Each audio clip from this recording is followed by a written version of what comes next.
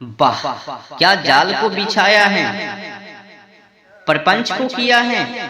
भोली भाली मानवों को अपने जालों में फंसाने के लिए, अपने लपेट में लाने के लिए बहुत बड़ी साजिश। वाह, क्या मीठी मीठी भोगी भोगी कल्पित प्रोपेगेंडा एजेंडा मिथ दुष्प्रचार किया है, समाज में भ्रम जाल को फैलाया है। उनकी जाल को अब तो हमें काटना ही पड़ेगा। बिना काटे भ्रम जाल की शक्तियां वो समाप्त ना हो पावे। भ्रम जाल को समाज में फैलाना अब तो उन पे पल्ले भारी पड़वे। आपको क्या लगता है? मुर्दे जिलाए जाते हैं, कोढ़ी शुद्ध किए जाते हैं, लंगड़े चलते फिरते हैं, गोंगे बोलते हैं, चंगे किए जाते हैं, बड़े सुनते हैं। क्या ये देवपानी है? ईश्वर कृत हैं, बड़े विद्वान कृत हैं, या फिर जंगली मानव कृत? आपको क्या लगता है? पहला नंबर तो ये बाइबिल ईश्वर कृत है ही नहीं। अगर आप गौर करें तो एक पेज के बाद, एक पन्ने के बाद वही अंधविश्वासी बातों को ढोकेर दिया। कुछ बातें बाइबिल में सही हैं, पर अधिकतर प्रवचन प्रपंच ही हैं, जंगली मानव की ही चाल है। नहीं तो भला अगर बड़े विद्वान के द्वारा या फिर ईश्वर कृत ये बाइबिल होता तो आगे पीछे आए बाएं दाएं वो देखकर लिखा होता, प्रवचन किया होता।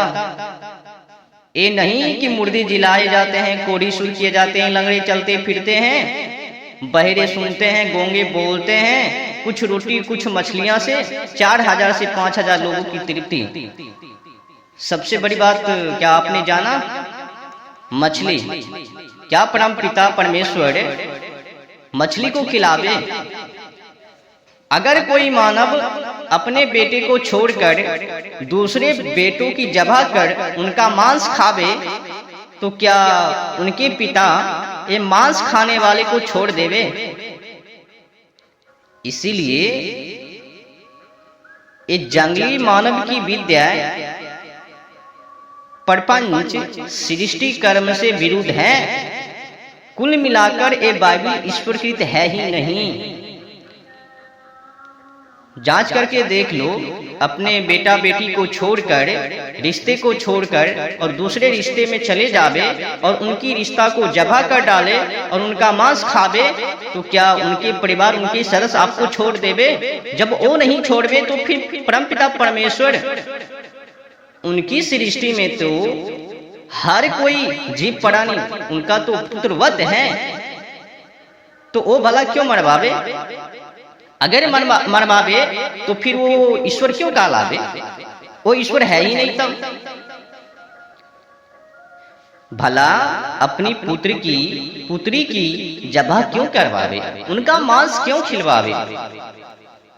समझ में आ रही है ना? तो कुल मिलाकर बाइबिल ईश्वरकृत नहीं है, बल्कि जंगली मानव के द्वारा है। हर पन्ने के बाद केवल तो केवल प्रपंच। अब आगे देखिए समीक्षक साहब, भला यहां तक विचार करें तो ये बातें सब झूठी हैं, क्योंकि मरा हुआ मनुष्य कब्र स्थान से कभी नहीं निकल सकता, बाहर नहीं आ सकता। किसी पर ना जाते ना संवाद करते हैं। ये सब बातें अज्ञानी लोगों की हैं, जो कि महाजंगली हैं। वह ऐसी बातों पर विश्वास लाते हैं और उन सुअरों की हत्या कराई, सुअर वालों की हानि करने का पाप ईसा को लगा हुआ होगा। और ईसाई लोग ईसा को पाप क्षमा और पवित्र करने वाले मानता है, तो उन भूतों को पवित्र क्यों ना कर सका और सुअर वालों की हानि क्यों ना भर दी? क्या आजकल के सुशिक्षित ईसाई अंग्रेज लोग इन गपोरों को भी मानते होंगे?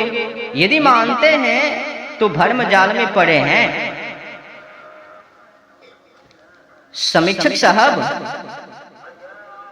यह भी बात वैसे ही असंभव है जैसे पूर्व लिख आए हैं, और जो पाप क्षमा करने की बात है वह केवल भोले लोगों को प्रलोभन देकर फंसाना है। जैसे दूसरे के पिए मद्य, भांग और अफीम खाए का नशा दूसरे को नहीं प्राप्त हो सकता, वैसे ही किसी का किया हुआ पाप किसी के पास नहीं जाता, किंतु जो करता है वही भोगता है। यही ईश्वर का न्याय है।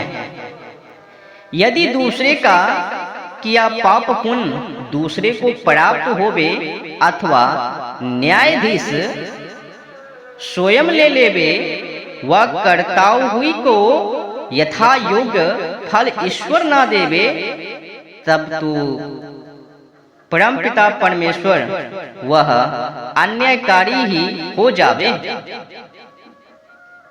और समीक्षक साहब आगे और समझिए।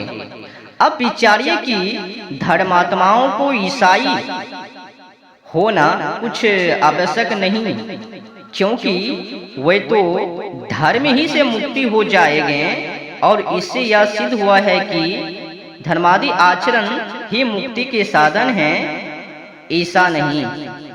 क्योंकि ईसाई भी जब तक धर्म ना करेंगे तब तक उनको भी सद्गति नहीं होगी।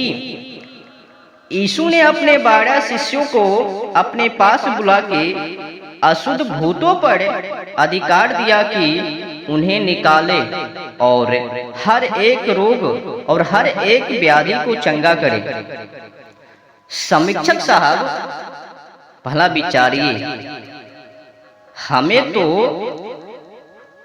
ये वही शिष्य हैं जिनमें से एक